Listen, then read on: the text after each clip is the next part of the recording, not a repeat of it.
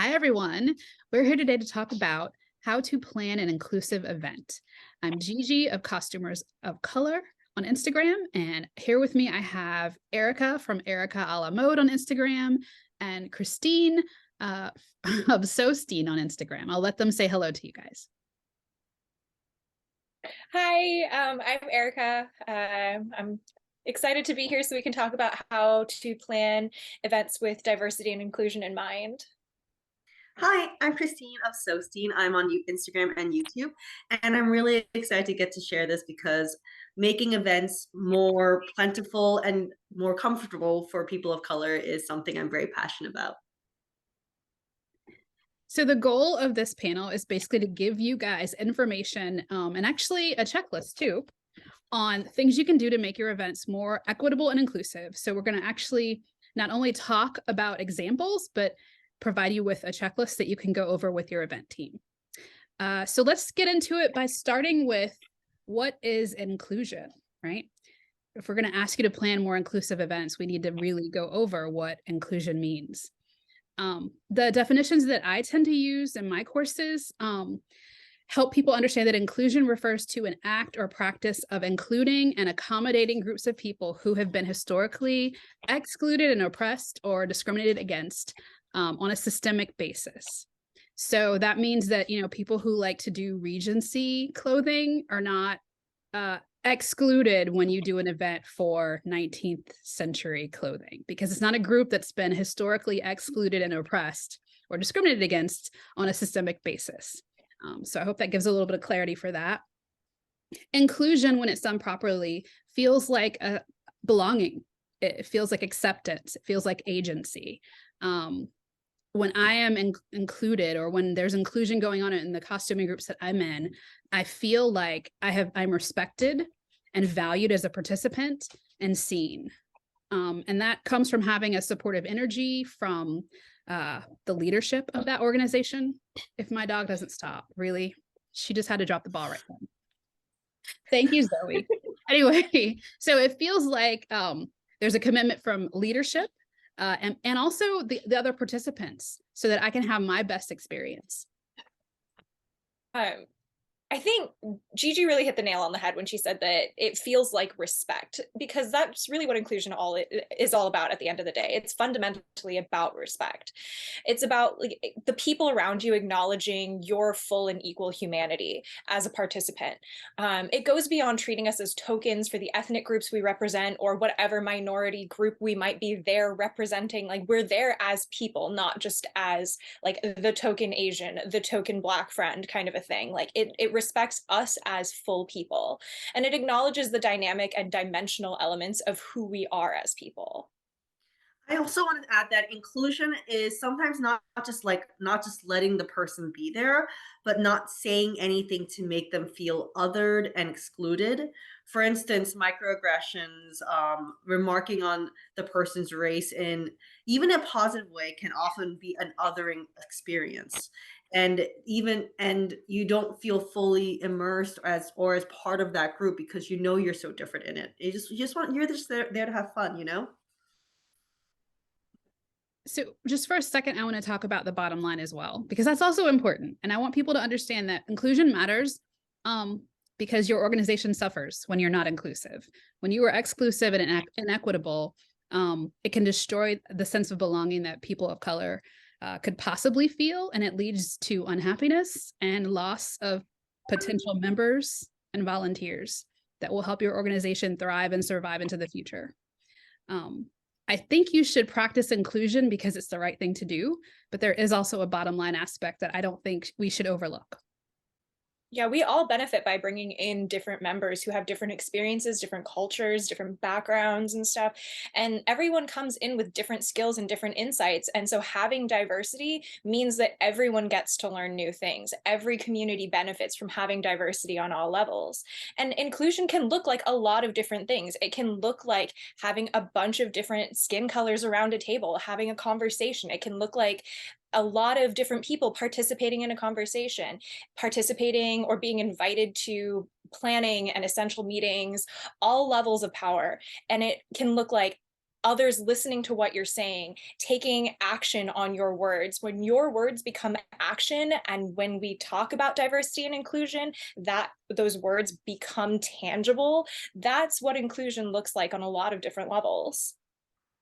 And at the base of it, when you throw an event, most people throw an event because they want other people to have fun.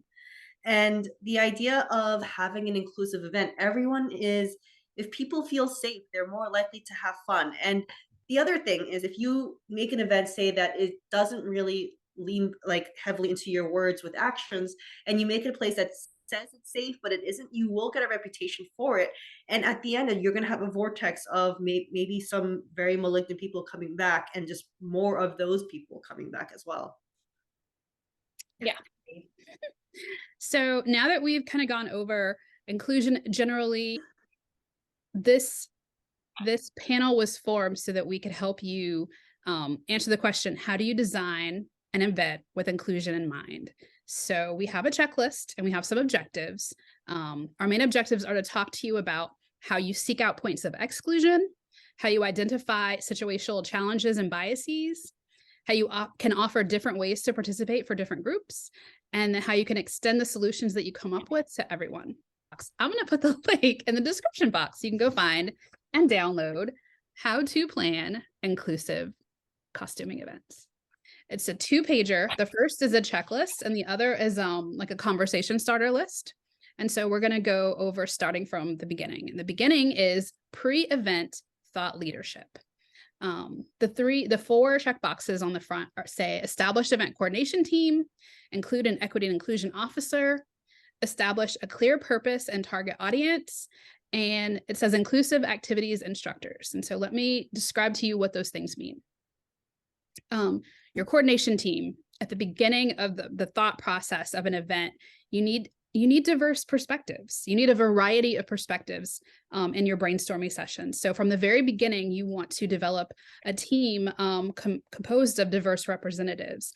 I think with establishing an event coordination team, this is really important to integrate a lot of different diverse people in your planning. We all deserve a seat at the table, and we know what our needs are better than anyone else. And so instead of having people speak on our behalf who might not know what our needs are and have to assume them, let us advocate for ourselves. Diversity isn't really one of those things that you can reverse engineer and just bring in diverse participants and hope that your environment will become safe over time. We've seen a lot of different costuming events and communities run into major issues because they've tried to do this and haven't integrated diversity at all levels. If you just have diversity among the masses, that's not good enough when you don't have diversity in your entire power structure. Because if an event or a community isn't safe for us, we stop going, we stop participating, and we warn our other friends like, hey, I didn't feel safe there, you might not either. And then you start losing a lot of diverse participation. Diversity at all levels of power means that our needs are accounted for, listened to, and acted upon. And so if you have diversity in your planning, then you will have diverse members who feel safe attending your events. I was going to say something very similar to Erika. I do also want to add that appointing a designated DEI officer, I think, is really important. Feel free to pick the person with the most spoons, by the way, to deal with this. For instance, in the St. Louis Historical Sewing Society, for our ball, we have, of course, a very diverse group of people helping organize, plan, and everything. But our DEI officer actually is Carrie Wright, who is in fact Caucasian. And I really appreciate her doing this because I personally didn't have the spoons to deal with it at that point. So I really want to thank her for that. And pick someone who has a lot of spoons, who is willing to deal with a lot of questions and sometimes maybe some bigotry and able to just shut it down. And I think it's essential to include your equity and inclusion officer, or maybe if your organization doesn't have an officer, someone who has those skills at the very beginning, so they can help you maybe see blind spots. Establish your clear purpose and target audience. If you establish this, it'll help you to understand what your goals are and decide upon key target audiences for your marketing, right? Also, with having an equity and inclusion officer, sometimes it's good to have multiple, like 2, maybe 3 who can handle diversity and equity, especially when you have larger events going on and there's a lot that you might need handled and stuff. Because then, like, if someone's having a rough day, because these are really sensitive issues that hit close to home and can take a lot of emotional energy, if one person's having a rough day, another person can pick up the slack. And if some issue hits really close to home for someone, then someone else can take up the wheel. It helps to have a team, at least 2 people handling these things, because then if you're just having a rough day, if it's not working out today, then you have someone who has your back and who can support you. That is that I love that piece of advice. Yeah. When you're brainstorming your event and choosing your themes will also inform your audience of how comfortable they are willing to participate. And so make sure when you're choosing your theme that you're doing so carefully, because we've seen some events pop up with themes that don't always make people comfortable. Like, some of your Black friends might not be comfortable going to a Civil War reenactment event or something like that. Some of your Asian friends might not be comfortable going to an event that has very Orientalist overtones. And so choosing your theme carefully when you're deciding on your event will also inform who your target audience is. When you are establishing your theme, when you're thinking about your theme, and the purpose for your event, and thinking about the audience that you're going to be marketing to, and you choose a theme like Gone with the Wind, and then you end up with like people of color not there. It's not because we don't like those dresses. It is definitely not that. It's because you chose a theme that's offensive, and you're highlighting a part of our history that is really terrible, and we don't feel safe coming to your event. So I think you need to play the tape all the way through, and having a variety of people on your event team in those discussions, when you're talking about the theme, when you're talking about ideas, when you're brainstorming, will help you head off problems at the pass, so that you don't get to, announcing an event like Silk Roads and then there's backlash for it, and you're like, oh, we had no idea. Like, help yourself, help us help you. Have a variety of people on your event team from the beginning. And instead of just being vague, let's just say it, like, a major costume convention picked Silk Roads, which might have been an interesting topic in of itself. But the problem is, we're not worried about how they would handle the topic. We're worried about how the guests will take it, because you're supposed to take inspiration from the Silk Road, which has very significant Orientalist overtones. And a lot of Asian people feel very uncomfortable, myself included, when people do very offensive takes like yellow face, because of an Orientalist theme. And there's no way to really gate that once that floodgate has been opened. You can't pick and choose, right? And it's not trying to gatekeep the quality of people's costumes. And we know that there's wonderful appreciation costumes out there, and I personally love seeing them. But I personally also just don't want to see yellow face. It's just really uncomfortable, especially for days that we are taking off and paying money to enjoy ourselves at. It takes a certain level of emotional energy out of you when you go and you see your culture and your people being abused and mocked and stuff. And so it can be good to be conscious of what your theme is. And so, like, the Greater Bay Area Costumers Guild in our area has put like a moratorium on 1860s events in general, just because they don't want to create a situation that will alienate members, that will hurt people and stuff. And like, that's really what it is. The well-being of your memberships and the health and safety of your diverse members has to come before all else. And so it does disappoint some people that we don't have 1860s events, but it also makes a lot of us feel a lot safer attending. And when they issue like very specific instructions, like when we went to see the kimono exhibit in San Francisco on like refashioned kimono in Victorian dress, they said specifically, this is not an occasion to dress up. This is an educational adventure that we're going on. It puts a clear instruction out there that they are not willing to tolerate the fetishization of Asian culture. They're not willing to glorify the enslavement of Black people. And it makes us as people feel safer participating in all of their events, because we know that the events that they are having are very conscientious of the impact that they have on us. When I came up with the idea for the Silk Routes event, I immediately reached out to people of color that I knew are from cultures that were along those Silk Roads. And I asked what they thought about a theme like that and how it should be handled.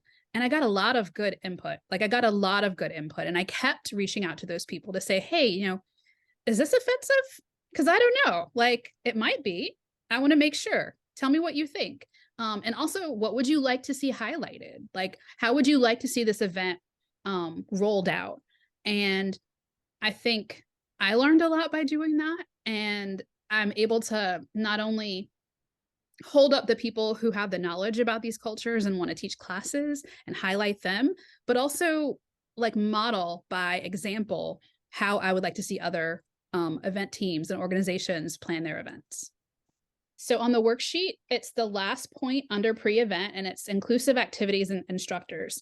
And I put that in there because I want event teams to really think about giving enough time to research and source a variety of different moderators, teachers, speakers, panelists, and not just go with like your friends. Because like for this event, I could have only gone with people I already know. And it would have been an okay event, but it's so much better because I reached out to like the broader community, and I'm actually getting to know people that I would have never met any other way, except the fact that they have this knowledge and I have this event and we come together. So we have a couple of miscellaneous things to talk about as far as like pre-event planning. And that is on the second sheet, the worksheet that goes along with the checklist. Let's just start with this. If the board of the organization that you're planning this event for isn't already diverse, that may tell you there's an issue. That may be an indication that there's already an issue and that you need to make extra efforts to look at organizational bias that led you to have like a non-diverse board.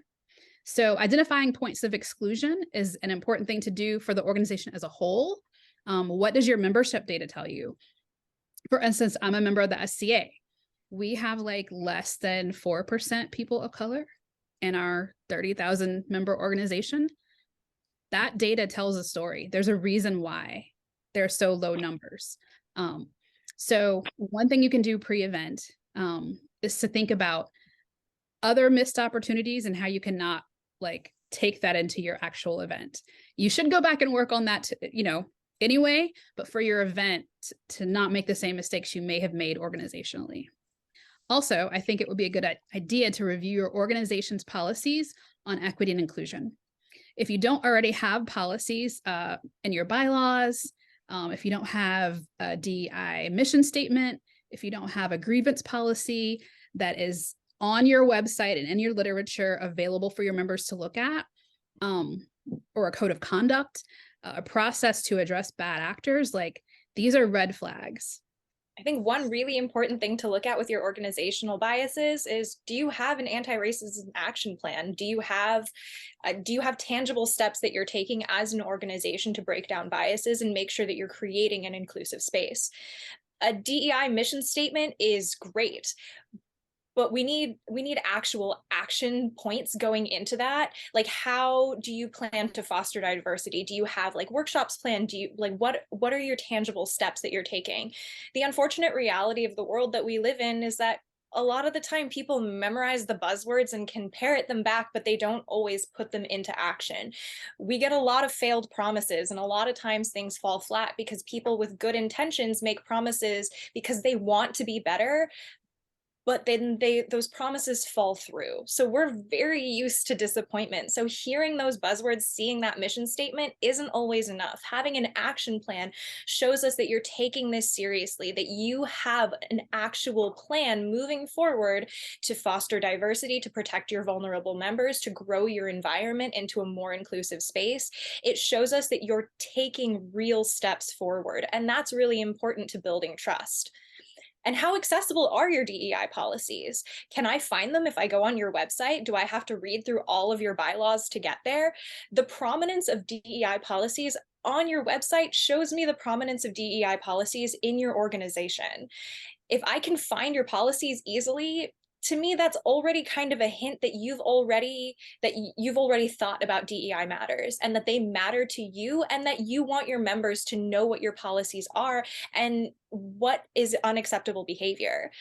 If I can't find DEI policies, if you don't even mention them, if I have to dig through your bylaw language step by step and go through all of that jargon, it's kind of a clue to me that it's not very prominent in your thinking, in your board's thinking, in your organization's thinking. And that to me is already a little bit of hesitation. Another, I keep mentioning the Greater Bay Area Costumers Guild because they have been taking some really great steps to diversify, and their website, right in the About tab, they have a section on bylaws, rules, and guidelines, and they're really easy to find, and they have very specific documentation separate from their bylaws and their general guidelines, stating their anti-harassment policy and their anti-racism action plan. You don't have to sift through all of their bylaws and stuff to find it. It's all in a separate document that you can link to. The harassment policy outlines specifically what harassment looks like and stuff, and unacceptable behaviors. They also have a clear reporting process and an enforcement mechanism laid out for you right there, so that you know that they're taking this seriously.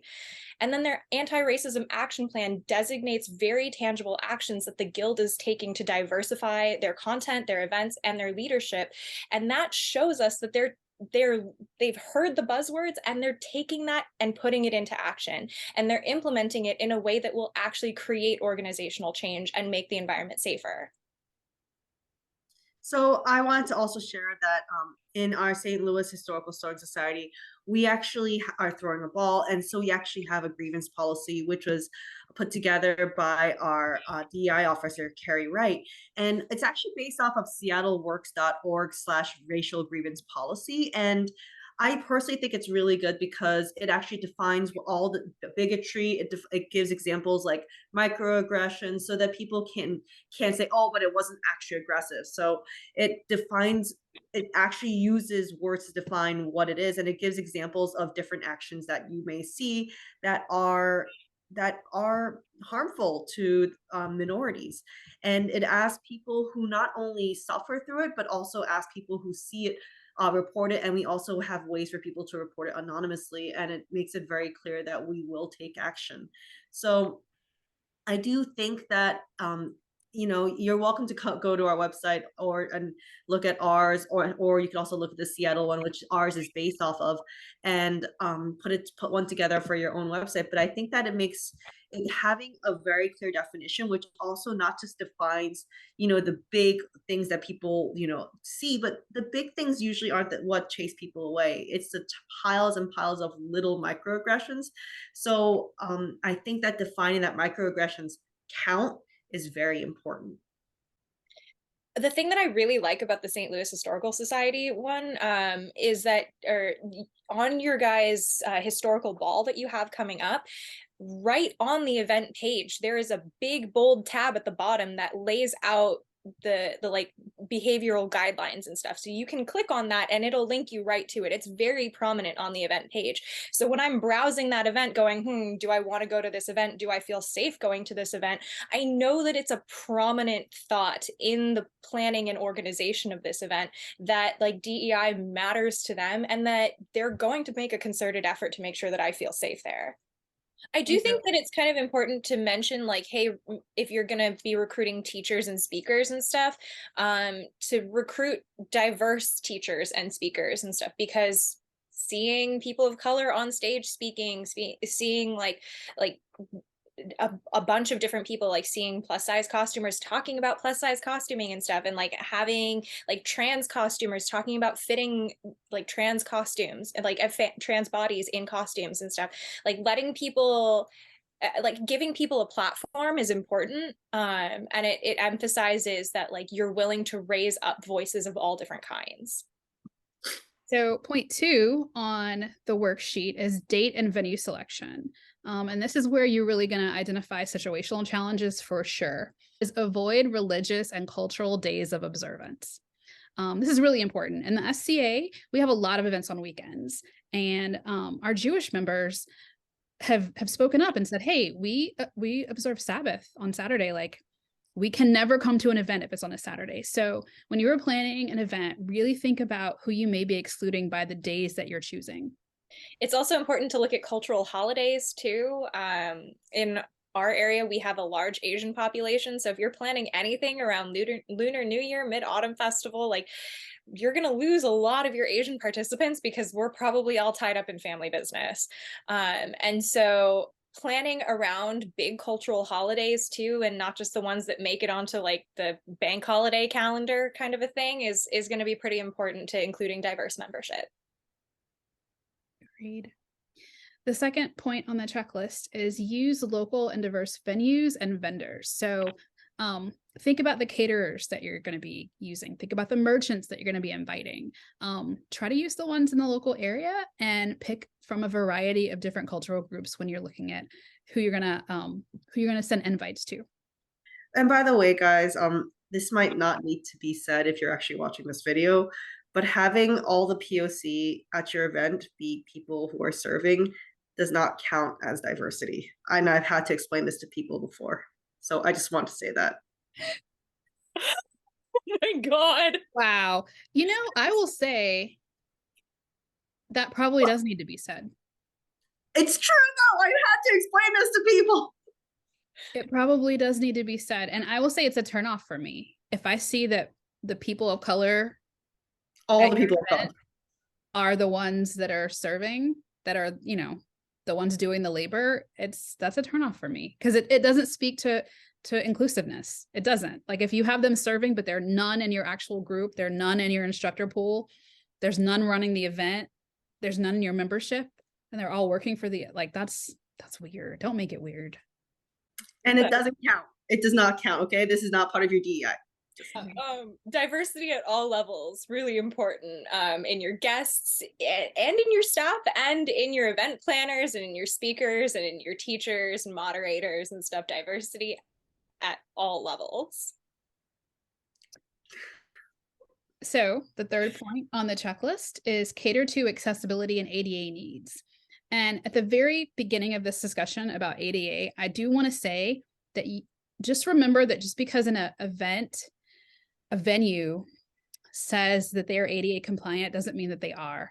There are videos all over YouTube of people who are in wheelchairs that are trying to use the ADA bathroom.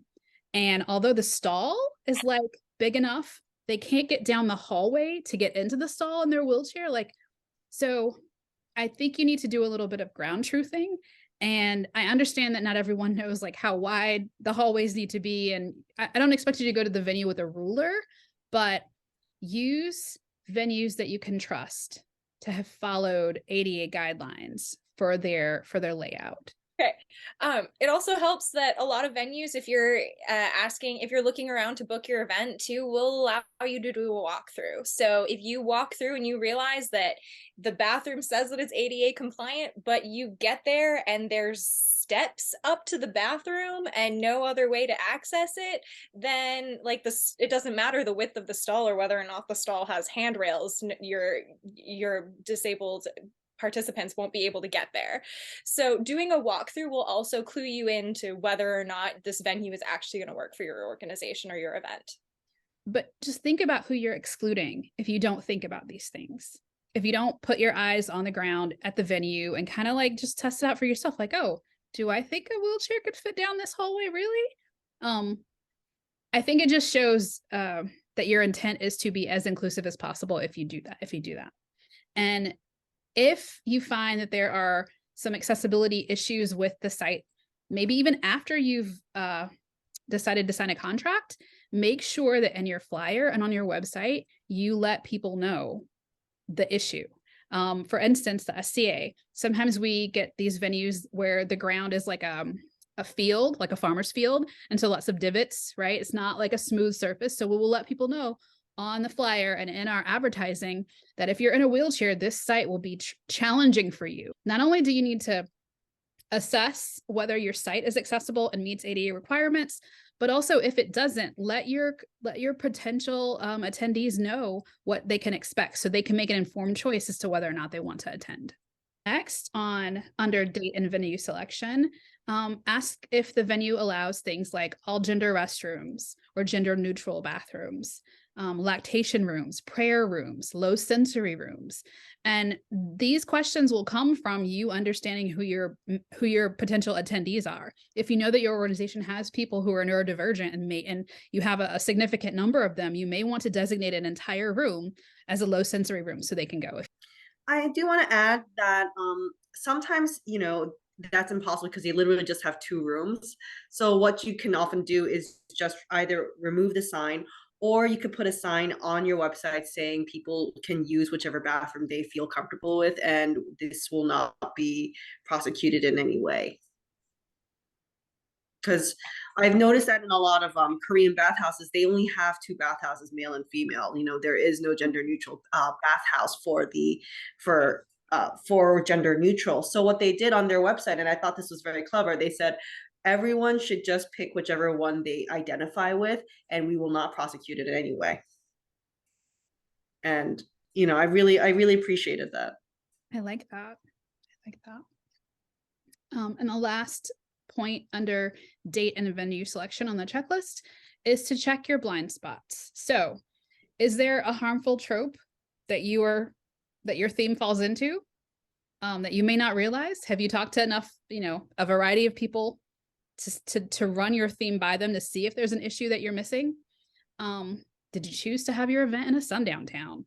Do you even know what a sundown town is? Like, this is why it's important to have a variety of people on your event planning team.